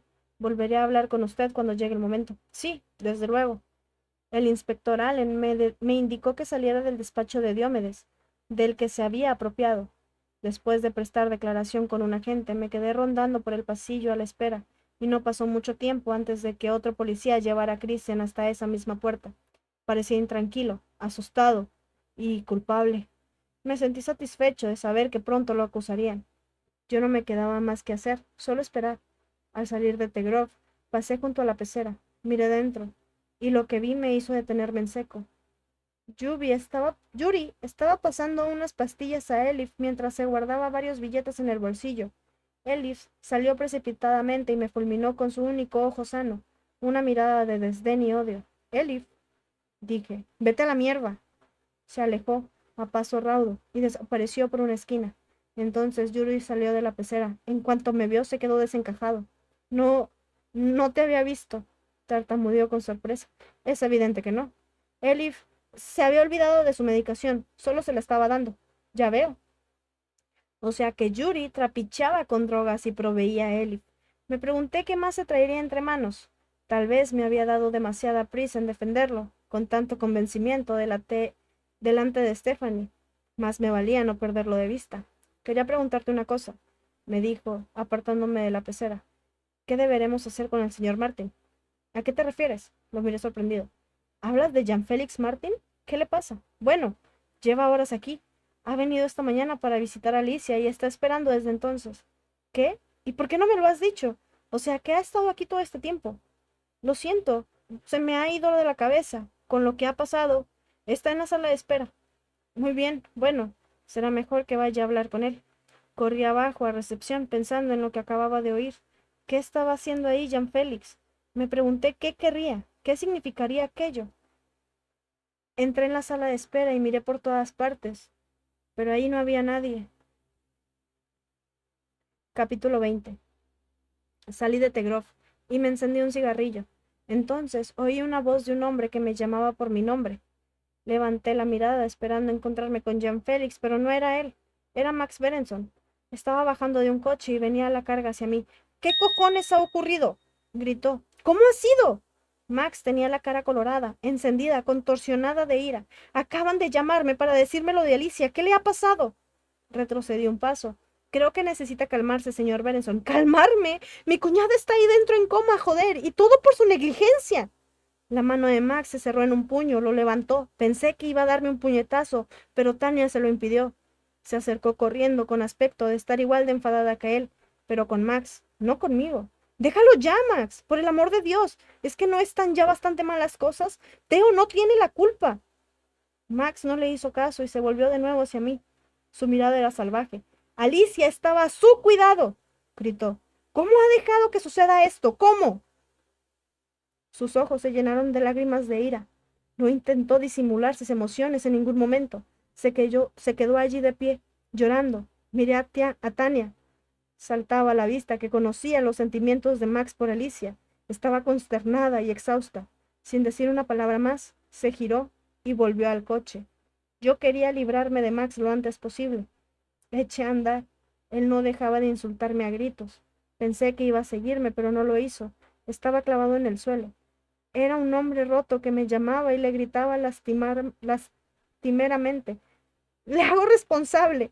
Mi pobre Alicia, mi niña. Mi pobre Alicia pagará por esto. ¿Me oye? Max seguía gritando, pero no hice caso. Pronto su voz se perdió en el silencio. Me quedé solo. Yo seguía andando. Capítulo 21. Regresé a pie a la casa donde vivía el amante de Katy, y me quedé allí fuera una hora, observando. Por fin se abrió la puerta y él salió. Vi cómo se marchaba. ¿A dónde iba? ¿Había quedado con mi mujer? Dudé un momento, pero decidí no seguirlo. En lugar de eso, continué vigilando la casa. Observé a su mujer por diferentes ventanas. Mientras miraba, cada vez estaba más convencido de que tenía que hacer algo para ayudarla. Ella era yo, y yo era ella. Ambos éramos víctimas inocentes, engañadas y traicionadas. Ella creía que ese hombre la amaba, pero no era así. Me equivocaba tal vez al dar por hecho que no estaba al tanto de su aventura. Quizás lo supiera. Mantenían una relación sexualmente abierta en la que también ella era promiscua. Pero no sé por qué no me lo parecía. Se le veía inocente, igual que yo antes. Mi deber era abrirle los ojos. Podía descubrirle la verdad sobre el hombre con quien vivía, con quien compartía cama. No tenía opción. Debía ayudarla. Durante los días siguientes continué yendo ahí. En cierto momento, la mujer salió de la casa para dar un paseo. La seguía a una distancia prudencial. Me preocupaba que pudiera verme, pero aunque lo hiciera, yo no era más que un desconocido para ella. De momento, me alejé y compré un par de cosas. Regresé otra vez. Me quedé de pie al otro lado de la calle, vigilando la casa. Volví a verla, de pie junto a la ventana. No tenía ningún plan como tal, solo una idea vaga y sin formar lo que debía conseguir. Como un artista más bien inexperto sabía el resultado que deseaba, pero no sabía muy bien cómo alcanzarlo. Esperé un rato, luego me acerqué a la casa. Probé a empujar la verja. No estaba cerrada. Se abrió del todo y entré en el jardín. Sentí un repentino subidón de adrenalina, la emoción de lo ilícito al entrar sin permiso en una propiedad privada. Entonces vi que la puerta de atrás se abría. Busqué dónde esconderme y me fijé en el pequeño cenador reconvertido al otro lado del césped. Corrí por el jardín sin hacer ruido y me colé en su interior. Me detuve un momento a recobrar el aliento. Tenía el corazón desbocado. Me había visto. Oí sus pasos acercándose, demasiado tarde para dar marcha atrás. Me llevé la mano del bolsillo de atrás y saqué el pasamontañas negro que había comprado. Me cubrí la cabeza con él y me puse también un par de guantes. La mujer entró. Hablaba por teléfono. Vale, cariño. Nos vemos a las 8. Sí, yo también te quiero. Colgó y encendió un ventilador eléctrico. Se colocó delante del ventilador. El pelo le ondeaba con la brisa. Alcanzó un pincel y se acercó a un lienzo que tenía en un caballete. Estaba de espaldas a mí, pero entonces vio mi reflejo en la ventana. Creo que lo primero que vio fue el cuchillo. Se puso atenta y se volvió lentamente. El miedo le había abierto mucho los ojos. Nos miramos en silencio. Aquella vez fue la primera vez que vi a Alicia Berenson cara a cara. El resto, como suele decirse, es historia. Quinta parte. Si yo me justificase, me condenaría mi boca. Job 9, 20. Número 1. Diario de Alicia Berenson. 23 de febrero. Teo acaba de irse. Estoy sola. Escribo esto todo lo deprisa que puedo. No tengo mucho tiempo. Debo conseguir escribirlo mientras todavía me quedan fuerzas. Al principio pensaba que estaba loca. Era más fácil pensar que estaba loca que creer que era verdad, pero no estoy loca, no lo estoy. La primera vez que nos vimos en la sala de terapia no estaba segura. Había algo en él que me resultó familiar, pero diferente. Reconocí sus ojos. No solo el color, también la forma, y el mismo olor a tabaco y loción para después del afeitado ahumada, y su manera de formar las palabras y el ritmo de su discurso, pero no el tono de su voz. Eso parecía un poco distinto, así que no estaba segura. Pero la siguiente vez que nos vimos se delató. Dijo las mismas palabras, exactamente la misma frase que había usado en mi casa y que se me grabó en la memoria. Quiero ayudarte a ver con claridad. En cuanto oí eso, algo encajó en mi cerebro y el puzzle se completó. Vi la imagen entera. Era él, y algo en mi interior cogió las riendas. Una especie de instinto animal salvaje. Quería matarlo, matar o morir. Me abalancé sobre él e intenté estrangularlo, arrancarle los ojos, partirle el cráneo en pedazos contra el suelo, pero no lo conseguí y me inmovilizaron y me drogaron. Me encerraron. Después de eso perdí el valor. Empecé a dudar otra vez de mí misma. Quizás me había equivocado. Tal vez me lo estaba imaginando. Puede que no fuera él. ¿Cómo iba a ser Teo? ¿Qué motivo podía tener para entrar aquí a hostigarme de esa forma? Y entonces lo entendí. Toda esa mierda de que quería ayudarme era lo más enfermizo de todo. Lo disfrutaba. Le ponía. Por eso estaba aquí. Había vuelto para regodearse. Quiero ayudarte a ver con claridad. Bueno, pues por fin lo veía con claridad. Quería que supiera que lo sabía, así que mentí sobre cómo murió Gabriel. Mientras hablaba, vi que él se daba cuenta de que le mentía. Nos miramos y él lo supo. Lo había reconocido. En sus ojos apareció entonces algo que nunca le había visto antes. Miedo. Tenía miedo de mí, de lo que pudiera decir. Le asustaba el sonido de mi voz. Por eso ha regresado hace unos minutos. Esta vez no ha dicho nada. No ha habido más palabras. Me ha cogido de la muñeca y me ha clavado una aguja en la vena. No me he resistido. Lo he dejado hacer. Me lo merezco. Merezco este castigo. Soy culpable. Pero él también. Por eso escribo esto. Para que no quede impune. Para que lo castiguen. Debo darme prisa. Ya empiezo a sentirlo. Lo que me he inyectado empieza a hacer efecto. Estoy somnolienta. Estoy somnolienta. Quiero tumbarme. Quiero dormir. Pero no, aún no. Tengo que seguir despierta. Debo terminar la historia y esta vez contaré la verdad. Esa noche, Teo entró en la casa y me ató. Cuando llegó Gabriel, lo dejó inconsciente. Al principio pensé que lo había matado, pero luego vi que Gabriel respiraba. Teo la arrastró y lo ató a la silla. La colocó de tal manera que Gabriel y yo estábamos sentadas espalda contra espalda, así que no le veía la cara. Por favor, dije, por favor no le hagas daño, te lo ruego, haré lo que sea, todo lo que quieras. Teo se rió. Como llegué a odiar esa risa. Su risa era fría, vacía, sin corazón. Que no le haga daño, negó con la cabeza. Voy a matarlo. Lo decía en serio. Sentí tal terror que perdí el control de mis lágrimas. Lloré y supliqué. Haré lo que sea. Cualquier cosa, por favor, deja que viva. Merece vivir. Es el hombre más amable y más bueno que hay. Y lo quiero muchísimo. Cuéntame, Alicia. Háblame de tu amor por él. Dime, ¿crees que él te ama? Me ama, dije. Oí el tic-tac del reloj de fondo. Me pareció que pasaba una eternidad antes de que él contestara. Ya lo veremos. Sus ojos negros me miraron un segundo, y me sentí consumida por la oscuridad. Estaba en presencia de una criatura que ni siquiera era humana, era maligna. Rodeó la silla y se puso frente a Gabriel. Yo volví la cabeza todo lo que pude, pero no llegaba a verlos. Oí un espantoso golpe sordo. Me estremecí al comprender que estaba bofeteando a Gabriel. Le pegó una y otra vez, hasta que Gabriel empezó a resoplar y volvió en sí. Hola, Gabriel, dijo. ¿Quién coño eres? Soy un hombre casado, así que sé lo que es amar a alguien, y sé lo que es que te decepcionen. ¿De qué cojones estás hablando? Solo los cobardes traicionan a quienes los aman. Eres un cobarde, Gabriel. Vete a la mierda. Iba a matarte, pero Alicia ha suplicado por tu vida, así que en lugar de eso voy a dejarte elegir. O mueres tú, o muere Alicia. Tú decides. Su forma de hablar fue tan fría y serena, tan controlada, sin emoción. Gabriel tardó un segundo en contestar.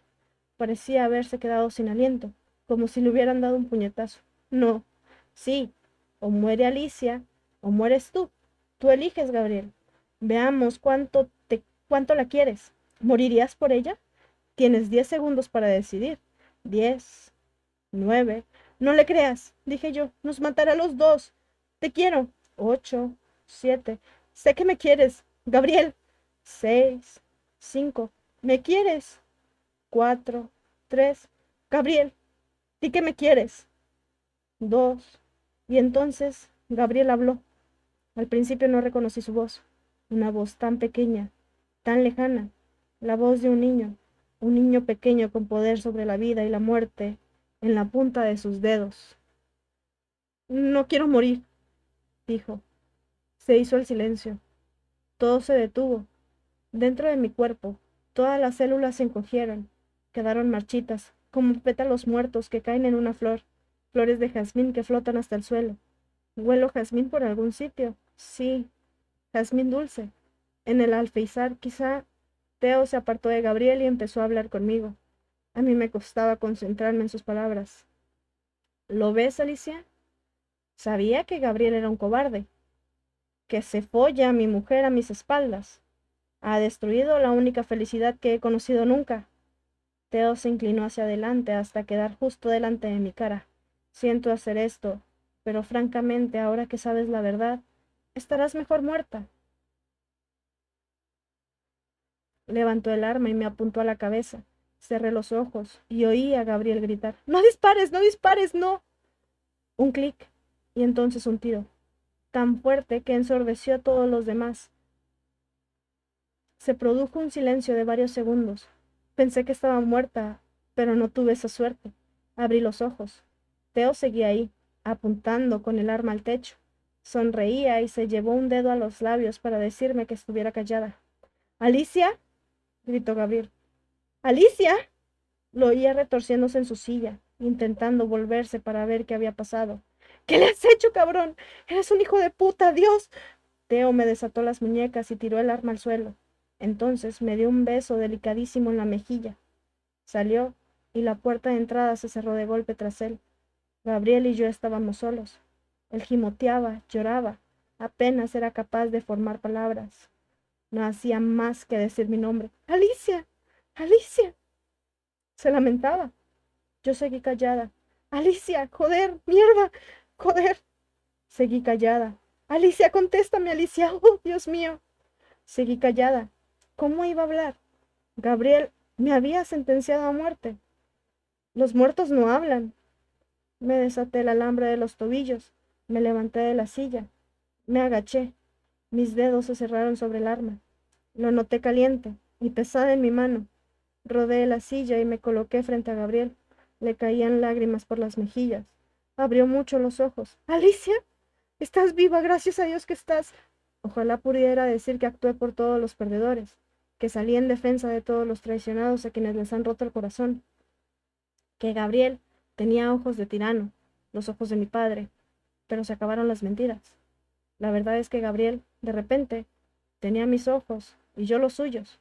En algún momento a lo largo del camino habíamos cambiado de lugar. Por fin lo veía. Jamás estaría a salvo. Jamás sería amada. Todas mis esperanzas perdidas. Todos mis sueños destrozados. No me quedaba nada. Mi padre tenía razón. No merecía estar viva. No era nada. Eso fue lo que me hizo Gabriel. Esa es la verdad. Yo no maté a Gabriel. Él me mató a mí. Lo único que hice yo fue apretar el gatillo. Capítulo 2. Nada da tanta pena como ver todas las posesiones de una persona en una caja de cartón, dijo Indira. Asentí con la cabeza y pasé la mirada por la habitación con tristeza. La verdad es que sorprende bastante las pocas cosas que tenía Alicia, siguió diciendo. Cuando piensas en la cantidad de basura que acumulan otras pacientes, todo lo que tenía ella eran unos libros, unos cuantos dibujos, ropa. Indira y yo estábamos vaciando la habitación de Alicia, siguiendo instrucciones de Stephanie. Es poco probable que vuelva a despertar nunca, nos había dicho, y francamente necesitamos la cama. Trabajamos casi todo el rato en silencio, decidiendo qué guardar en el almacén y qué tirar. Yo registré con cuidado todas sus pertenencias. Quería asegurarme de que no hubiera nada incriminatorio, nada por lo que pudieran pillarme.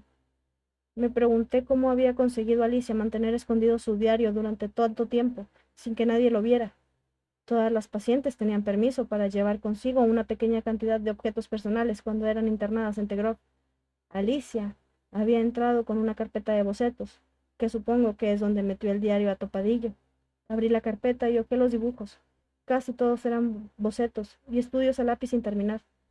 Unas cuantas líneas hechas al vuelo sobre una página que cobraban vida de inmediato, evocaban con genialidad y capturaban un parecido inequívoco. Le enseñé uno a Indira. ¿Eres tú? Dije. ¿Qué? No, ¿qué va? ¿Que sí? ¿Sí? Indira parecía encantada. Lo observó con detenimiento. ¿Tú crees? Nunca me di cuenta de que me dibujara. Me preguntó cómo lo haría. Es bueno, ¿verdad? Sí que lo es. Deberías quedártelo. Hizo una mueca y me lo devolvió. No podría. Claro que sí. A ella no le importaría. Nadie lo sabrá. Supongo, supongo que no. Miró el cuadro que estaba en el suelo apoyado contra la pared, la pintura en la que se nos veía a Alicia y a mí en la escalera de incendios del edificio en llamas, la que él y había desfigurado. ¿Y ese qué? Preguntó. ¿Te lo quedarás? Negué con la cabeza. Llamaré a Jean Félix. Él podrá encargarse. Indira sintió. Qué pena que no puedas quedártelo. Lo contemplé unos instantes. No me gustaba. De todos los cuadros de Alicia, era el único que no me gustaba. Qué extraño teniendo en cuenta que me tenía a mí como tema. Quiero ser claro. Nunca pensé que Alicia fuera a disparar a Gabriel. Ese punto es importante. Jamás pretendí, ni esperé que lo matara. Lo único que quería era despertarla para que viera la verdad de su matrimonio, igual que había despertado yo. Mi intención era mostrarle que Gabriel no la amaba, que su vida era una mentira, su matrimonio una farsa. Solo entonces habría tenido ocasión, igual que yo, de construirse una vida nueva desde los escombros, una vida basada en la verdad, no en la mentira. No tenía ni idea del historial de inestabilidad de Alicia. De haberlo sabido, jamás habría llevado las cosas tan lejos. No tenía ni idea de que reaccionaría así. Y cuando la historia ocupó todos los titulares y Alicia fue juzgada por asesinato, me embargó un profundo sentimiento de responsabilidad personal, así como el deseo de expiar mi culpa y demostrar que no había sido responsable de lo ocurrido. Por eso solicitó el puesto en Tegrov. Quería ayudarla a pasar la fase posterior al asesinato, a comprender lo que había sucedido, a superarlo y ser libre. Desde luego, si eres cínico, podrías pensar que regresé al escenario del crimen, por así decir, para eliminar mis huellas. No es verdad. Aunque conocía los riesgos que implicaba una empresa así, la posibilidad real de que pudieran pillarme, de que todo acabara en desastre, no tenía elección, por ser quien soy. Recuerda que soy psicoterapeuta. Alicia necesitaba ayuda, y solo yo sabía cómo ayudarla. Estaba nervioso por si sabía quién era yo, a pesar de haberme puesto un pasamontañas y haber camuflado la voz. Pero Alicia no pareció reconocerme, así que fui capaz de representar un nuevo papel en su vida. Y entonces, aquella noche en Cambridge, por fin comprendí lo que había recreado sin saberlo, la mina antipersona olvidada hacía años, y que de pronto yo había pisado. Gabriel era el segundo hombre que condenaba a Alicia a morir. Sacar a relucir aquel primer trauma fue más de lo que ella pudo soportar, y por eso recogió el arma y contempló la tan esperada venganza contra su padre, en la persona de en la persona de su marido. Como yo sospechaba, el asesinato tenía unos orígenes más antiguos y más profundos que mis actos. Sin embargo, cuando Alicia me mintió sobre cómo había muerto Gabriel, comprendí que me había reconocido y que estaba poniéndome a prueba. Me vi obligado a actuar, a silenciarla para siempre. Hice que Christian cargara con la culpa. Justicia poética, me pareció. No tuve ningún reparo en hacer que lo encerraran. Christian había fallado a Alicia cuando ella más lo necesitaba. Merecía ser castigado. Silenciarla no resultó fácil. Inyectarle morfina fue lo más difícil que he hecho jamás. Que no muriera, sino que quedara dormida. Es mejor. Así puedo visitarla todos los días y sentarme junto a su cama a darle la mano. No la he perdido. ¿Ya hemos acabado? Preguntó Indira, interrumpiendo mis pensamientos. Creo que sí. Bien, debo irme. Tengo paciente a las 12. Adelante, dije. Nos vemos a la hora del almuerzo. Sí. Me apretó el brazo y se marchó. Consulté el reloj. Pensé en salir temprano e irme a casa. Estaba agotado. Ya iba a apagar la luz y marcharme cuando recordé algo que hizo que se me tensara todo el cuerpo. El diario. ¿Dónde estaba? Mis ojos repasaron raudos toda la habitación, bien empaquetada en varias cajas. Lo habíamos revisado todo. Ya había mirado y ponderado todos y cada uno de sus objetos personales. Y no estaba allí. ¿Cómo podía haber sido tan descuidado por culpa de Indira y su maldita cháchara insustancial e interminable? Me había distraído y había perdido la concentración. ¿Dónde estaba? Tenía que andar por ahí. Sin el diario, había muy pocas pruebas para condenar a Kristen. Tenía que encontrarlo. Registré la habitación cada vez más histérico. Volqué las cajas de cartón y las tiré al suelo todo lo que contenían. Revolví entre el desorden, pero allí no estaba. Rasgué su ropa, pero no encontré nada. Abrí con violencia la carpeta de dibujos. Lancé las hojas al suelo, pero el diario no estaba ahí dentro. Después inspeccioné los armarios. Saqué todos los cajones, uno por uno.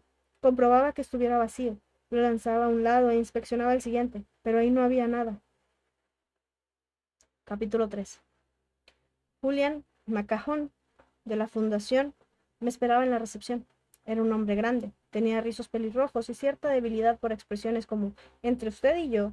El caso es que, o en resumidas cuentas, que salpicaban su conversación sin cesar, a menudo en una misma frase. Era una figura esencialmente benévola, el rostro amable de la Fundación. Quería hablar un momento conmigo antes de que me fuera a casa. Acabo de ver al profesor Diomedes. Pensaba que debería saberlo. Ha dimitido. Oh, vaya. Se jubilará anticipadamente. Entre usted y yo, ¿era eso o enfrentarse a una investigación de este desastre? Se encogió de hombros. No puedo evitar sentir lástima por él. No es un final muy glorioso para una carrera larga y distinguida, pero al menos se ahorrará el escándalo mediático y todo el alboroto. Por cierto, lo ha mencionado usted. ¿Diomedes? Sí, lo ha propuesto como sustituto suyo. Julián guiñó un ojo. Ha dicho que es usted el hombre perfecto para el cargo. Sonreí. Es muy amable. Por desgracia, el caso es que, dado lo sucedido con Alicia y tras la detención de Christian, en realidad no hay ninguna posibilidad de que Tegrov siga abierto. Vamos a cerrarlo de forma permanente. No puedo decir que me sorprenda. Entonces, ¿no habrá trabajo para nadie? Bueno, en resumidas cuentas, hemos pensado en abrir un servicio psiquiátrico nuevo, mucho más rentable, estos próximos meses, y me gustaría que se planteara dirigirlo, Teo. Me resultó difícil ocultar mi entusiasmo. Accedí con mucho gusto. Entre usted y yo, dije, tomando prestada una de sus expresiones, es la clase de oportunidad con la que había soñado. En efecto, lo era. Una oportunidad real de ayudar a las personas y no solo de medicarlas. Ayudarlas tal como yo creo que se les debe ayudar, como Ruth me ayudó a mí, como yo intenté ayudar a Alicia. Las cosas han acabado bien para mí. Sería un desagradecido si no lo reconociera. Parece que he conseguido todo lo que deseaba. Bueno, o casi. El año pasado, Katy y yo dejamos el centro de Londres y nos trasladamos a Surrey, de vuelta al hogar donde crecí. Cuando mi padre murió, me dejó a mí la casa, aunque mi madre podía seguir viviendo en ella hasta su muerte, decidió cedérnosla, y se fue a una residencia de ancianos. Katy y yo pensamos que el espacio extra y el jardín bien valdrían tener que desplazarnos todos los días a Londres a trabajar. Pensé que nos sentaría bien. Nos prometimos que transformaríamos la casa e hicimos planes para redecorarla y exorcizarla. Sin embargo, casi un año después de mudarnos ahí, el sitio sigue sin terminar, a medio decorar. Los cuadros y el espejo convexo que compramos en el mercado de Portobello continúan apoyados contra paredes sin pintar. Todavía no es una gran medida. Todavía es una gran medida la casa en la que crecí, pero no me importa tanto como esperaba. De hecho, me siento bastante a gusto, lo cual resulta irónico. Llegué a la puerta y entré. Me quité el abrigo enseguida, hacía el calor sofocante como si fuera un invernadero. Bajé el termostato del pasillo. A Katy le encanta pasar calor, mientras que yo prefiero con creces el frío. De manera que la temperatura es uno de nuestros pequeños campos de batalla. Oí la televisión desde el pasillo. Últimamente me parece que Katy ve mucho la tele. Es una incesante banda sonora de basura que ambienta nuestra vida en esta casa. La encontré en la sala de estar hecha un ovillo en el sofá. Tenía una bolsa gigantesca de patatas fritas con sabor a cóctel de gambas en el regazo y las iba pescando con unos dedos rojos y pegajosos para metérselos en la boca. Siempre está comiendo porquerías como esas. No me extraña que haya ganado peso desde hace un tiempo. Este último par de años no ha trabajado mucho y se ha vuelto bastante reservada, incluso depresiva. Su médico quería recetarle antidepresivos, pero yo lo desaconsejé. En lugar de eso, le recomendé buscar un terapeuta y que superase sus emociones hablando de ellas. Incluso me ofrecí a encontrarle uno yo mismo, pero Katy no quiere hablar, parece. A veces la pillo mirándome con una expresión rara y me pregunto qué estará pensando. Intenta reunir el valor para contarme lo de Gabriel y su aventura, pero no dice una palabra, solo se queda ahí sentada en silencio, igual que hacía Alicia. Ojalá pudiera ayudarla, pero parece que no logro llegar hasta ella. Esa es la terrible paradoja. Hice todo lo que hice para conservar a Katy a mi lado, y la he perdido de todos modos. Me senté en el reposabrazos y la observé un momento. Una paciente mía se ha tomado una sobredosis. Está en coma. No hubo respuesta. Parece que algún miembro del personal le administró la sobredosis a propósito. Un compañero. No hubo respuesta. ¿Me estás escuchando? Katy se encogió un poco de hombros. No sé qué decir. Un poco de compasión no estaría mal. ¿Con quién? ¿Contigo? Con ella. La trataba desde hacía un tiempo, en terapia individual. Se llama Alicia Berenson. La miré mientras decía eso. Katy no reaccionó, ni un destello de emoción. Es famoso, aunque por un motivo desagradable. Todo el mundo hablaba de ella hace unos años. Mató a su marido. ¿Lo recuerdas? No, la verdad es que no. Se encogió de hombros y cambió de canal. De manera que seguimos jugando a fingir. Parece que últimamente finjo mucho, y para mucha gente, yo incluido. Por eso mismo estoy escribiendo esto. Supongo que es un intento de saltarme mi monstruoso ego y acceder a la verdad sobre mí mismo, si es que eso es posible. Necesitaba beber algo. Fui a la cocina y me serví un chupito de vodka del congelador. Me ardió en la garganta al tragarlo. Me serví otro. Me pregunté qué diría Ruth. Si fuera a verla otra vez, igual que hice hace 6 años, le confesaría todo esto, pero sabía que era imposible, que me había convertido en un ser del todo diferente, en una criatura más culpable y menos capaz de ser sincero. ¿Cómo iba a sentarme frente a esa anciana, frágil, y mirarla hacia a esos ojos azul deslavazado, que me habían mantenido a salvo durante tanto tiempo, que no me habían dado más que decencia, bondad, verdad, y revelarle lo espantoso que soy, lo cruel, lo vengativo y perverso que soy, lo nada merecedor de Ruth y de todo lo que intentó hacer por mí? ¿Cómo iba a decirle que he destruido 3 vidas, que no tengo código ético, que soy capaz de actos de la peor calaña sin sentir remordimientos, y que mi única preocupación es salvar mi propio pellejo? Aún peor que sorpresa o repulsión, puede que incluso miedo. Cuando le contara eso, vería en los ojos de Ruth una expresión de tristeza, decepción y reproche para consigo misma, porque no solo lo había defraudado yo, sé que Ruth pensaría que ella era quien me había defraudado a mí. Y no solo a mí, también a la cura del habla, porque ningún terapeuta lo tuvo mejor que Ruth. Dispuso de años para trabajar con alguien que estaba muy herido, sí, pero que también era joven, apenas un niño, deseoso de cambiar, de mejorar, de curarse. Y aún así, a pesar de los cientos de horas de psicoterapia, de tanto hablar y escuchar y analizar, fue incapaz de salvar su alma. Tal vez yo me equivocaba. Quizás algunos nacemos malvados y punto. Y seguimos siendo así pese a todo nuestro esfuerzo. Sonó el timbre y me sacó de mis pensamientos.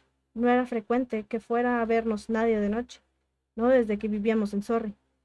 Ni siquiera podía recordar la última vez que habían ido amigos de visita. ¿Esperas a alguien? Pregunté, pero no hubo respuesta. Seguramente Katy no me había oído con el televisor encendido. Fui a la entrada y abrí la puerta. Para mi sorpresa, era el inspector jefe Allen. Iba embozando su bufanda y su abrigo. Tenía los mofletes enrojados. Buenas noches, señor Faber. Inspector Allen, ¿qué está haciendo aquí? Pues pasaba por el barrio y se me ha ocurrido venir a verlo. Hay un par de novedades que quería comentarle. ¿Le va bien? Para ser sincero, estaba a punto de hacer la cena, así que no me alargaré mucho. Allen sonrió. Era evidente que no pensaba aceptar un no por respuesta, así que me hice a un lado y lo dejé pasar.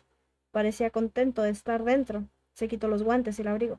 Caray, qué frío hace ahí afuera, lo bastante para que nieve, diría yo. Se le habían empañado las gafas, se las quitó y las limpió con su pañuelo. Me temo que aquí dentro hace demasiado calor, dije. Para mí no. Nunca hace suficiente calor para mi gusto. Se llevaría bien con mi mujer. Justo en ese instante, Katy apareció en el pasillo y nos miró al inspector y a mí con un aire de duda burlona. ¿Qué ocurre? Katy, este es el inspector jefe Allen. Está a cargo de la investigación sobre la paciente de la que te he hablado. Buenas noches, señora Faber. El inspector Allen quiere contarme algo. No tardaremos mucho. Sube y date un baño. Yo te avisaré cuando esté lista la cena. Con un gesto de la cabeza, indiqué al inspector para que pasara a la cocina. Usted primero. El inspector Allen miró de nuevo a Katy antes de volverse a echar a andar. Lo seguí y dejé a Katy en el pasillo. Enseguida oí sus pasos subiendo despacio a la escalera. ¿Quiere beber algo? Gracias, muy amable. Una taza de té me iría de maravilla. Vi que sus ojos se iban hacia la botella de vodka de la encimera. Sonreí. O algo más fuerte, si lo prefiere. No, gracias. Una taza de té está bien. ¿Cómo lo toma? Fuerte, por favor. Con la leche justa para teñirlo, sin azúcar, que estoy intentando dejarlo. Mientras hablaba, mi mente se puso en marcha y se preguntó qué hacía ahí ese hombre, y si quizá debía inquietarme sus modales, eran tan cordiales que costaba no sentirse seguro. Además, no había nada que pudiera delatarme, ¿verdad? Encendí el hervidor y me volví hacia él. Bueno, inspector, ¿de qué quería hablarme? Pues del señor Martin, sobre todo. ¿De Jean Félix? ¿De verdad? Eso me sorprendió. ¿Qué le pasa? Resulta que fue a Tegroff a recoger el material artístico de Alicia y nos pusimos a hablar sobre esto y lo otro. Un hombre interesante. El señor Martin está montando una retrospectiva sobre la obra de Alicia. Cree que es un buen momento para revalorizarla como artista. Dada toda la publicidad, quizá tenga razón. Allen me dirigió una mirada ponderativa. Tal vez quiera usted escribir algo sobre el caso, señor Faber. Estoy seguro de que un libro o algo así despertaría interés. No lo había pensado exactamente. ¿Qué tiene que ver conmigo la retrospectiva de Jean Félix, inspector? Bueno, el señor Martin se emocionó en especial a ver el nuevo cuadro. No pareció importarle que Elif lo hubiese desfigurado. Dijo que le añadía una cualidad especial. No soy capaz de recordar las palabras exactas que usó, no entiendo mucho el arte. ¿Y usted? No, demasiado no. Me pregunté cuánto iba a tardar en ir al grano y por qué me sentía yo cada vez más inquieto. El caso es que el señor Martin está admirando el cuadro y lo levantó para mirarlo más de cerca, y ahí estaba. ¿El qué? Esto. El inspector sacó algo del interior de la americana. La reconocí al instante. El diario. El agua empezó a hervir y un pitido lleno de aire. Apagué el hervidor y vertí un poco de agua en la taza. Le di vueltas y me fijé en que me temblaba la mano. Ah, muy bien, me preguntaba dónde estaría. Encajado en la parte de atrás del cuadro, en la esquina superior izquierda del marco. Estaba muy bien escondido. De manera que es ahí donde lo ocultó, pensé, en la parte de atrás de ese cuadro que yo odiaba. El único sitio donde no miré. El inspector acarició las tapas arrugadas y de un negro desvaído, y sonrió. Lo abrió y hojeó algunas páginas. Fascinante las flechas, la confusión, asentí. El retrato de una mente perturbada. El inspector Allen fue pasando las páginas hasta el final, y entonces empezó a leer en voz alta. Le asustaba el sonido de mi voz. Me ha cogido de la muñeca y me ha clavado una aguja en la vena. Sentí crecer en mí un pánico repentino. No conocía esas palabras. No había leído esa entrada. Era la prueba incriminatoria que había estado buscando, y se encontraba en las manos equivocadas. Quería arrebatarle a Allen ese diario, arrancar las hojas, pero no podía moverme. Estaba atrapado. Empecé a tartamudear. En realidad, creo que sería mejor que hablaba con demasiado nerviosismo y él percibió el miedo en mi voz. Sí, nada. No hice ningún intento más por detenerlo. De todos modos, cualquier acción que emprendiera se vería como incriminatoria. No tenía salida. Y lo más extraño es que sentía alivio. Verá, no creo que estuviera usted de paso por el barrio, ni mucho menos, inspector. Le tendí la taza de té. Ah, no, tiene mucha razón. He pensado que era mejor anunciarle mi intención de llamar a su puerta. El caso es que esto arroja una luz muy diferente sobre los hechos. Siento curiosidad por oírlo. Me sorprendí diciendo, ¿le importaría leérmelo? Muy bien. Sentí una calma extraña al sentarme en la silla que había junto a la ventana. El inspector se aclaró la garganta y empezó a leer. Teo acaba de irse. Estoy sola. Escribo esto todo lo deprisa que puedo. Mientras lo escuchaba, alcé la mirada hacia las nubes blancas que pasaban veloces. Por fin se habían abierto. Había empezado a nevar. Los copos caían ahí afuera. Abrí la ventana y extendí la mano. Atrapé un copo de nieve. Lo vi desaparecer. disolverse en la punta de mi dedo. Sonreí. Quise atrapar otro.